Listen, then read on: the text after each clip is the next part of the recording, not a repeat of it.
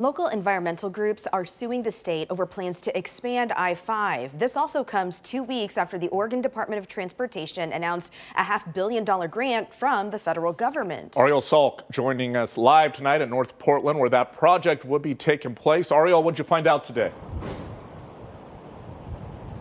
Yeah, so No More Freeways is one of those groups, and they have filed a lawsuit against ODOT not once, not twice, but 3 times regarding the Rose Quarter Freeway expansion.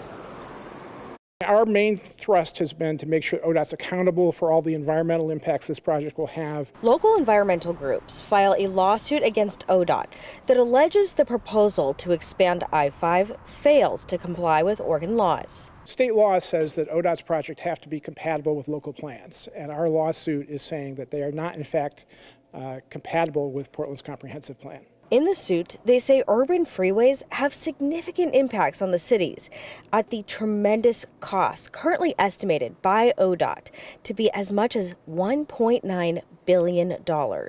We believe that part of ODOT's intent is to add more lanes in the future. ODOT tells KOIN they can't comment on pending litigation, but says after the project is built, the additional width will consist of 2 auxiliary lanes at 12 feet each. No More Freeways joins Neighbors for Clean Air, Oregon and Southwest Washington Families for Safe Streets, Bike Loud PDX, and the Elliott Neighborhood Association in the suit. If we're successful, ODOT will have to work with the city to make sure that either they change their project to match the comprehensive plan or that Portland amends the comprehensive plan to include an accurate description of this project. KOIN 6 reported 2 weeks ago that a $450 million grant from the U.S. Department of Transportation is going to the Rose Quarter project to put a cap on I-5.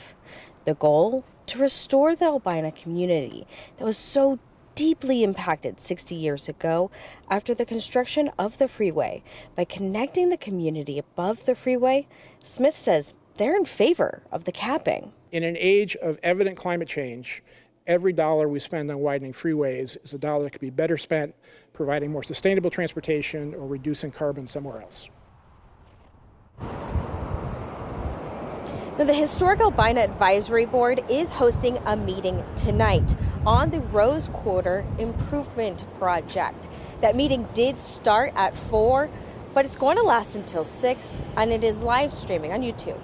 Reporting live in North Portland, Ariel Salk, KOIN 6 News. Ariel, thank you so much.